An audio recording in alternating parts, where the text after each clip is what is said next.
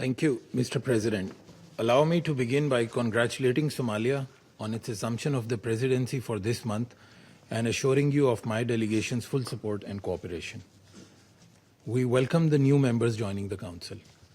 I thank Under-Secretary General Rosemary DiCarlo for reading out the remarks of the Secretary General and the valuable briefing. We also take note of the views shared by Mr. Jeffrey Sachs and Ms. Mercedes de Freitas.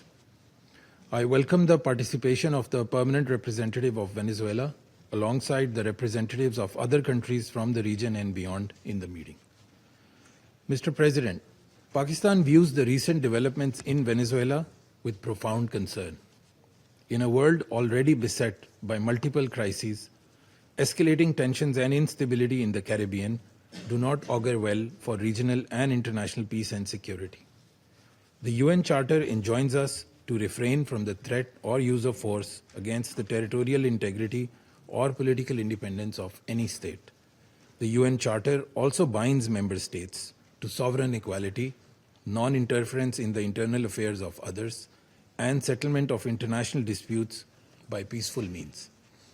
Unilateral military action contravenes these sacrosanct principles and the doctrine of sovereign immunity. Such actions set dangerous precedents that risk eroding the foundations of the global legal framework. They also fuel instability, which, as history has shown time and again, can lead to unpredictable and uncontrollable outcomes for years to come. Mr. President, at this critical juncture, the path forward must be one of dialogue and diplomacy. Durable solutions to political differences can only be found through peaceful means, with full respect for the will of the Venezuelan people, free from any external interference. We hope that Latin American and the Caribbean region, as a zone of peace, will remain free from conflict and confrontation and continue its march towards enhanced regional cooperation and improved prosperity for the people. We urge all parties to exercise maximum restraint, de-escalate tensions, pursue peaceful coexistence, refrain from any actions that could exacerbate the volatile situation, and engage in dialogue, including by utilizing the sincere offers of mediation. The good offices of the Secretary General also always remain available for that purpose.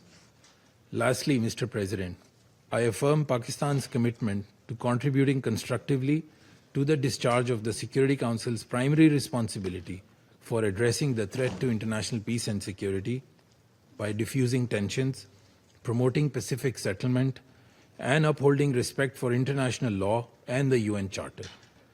Peace and stability of Venezuela and the welfare and prosperity of its people, with full ownership, must be the overriding objective of all efforts. I thank you.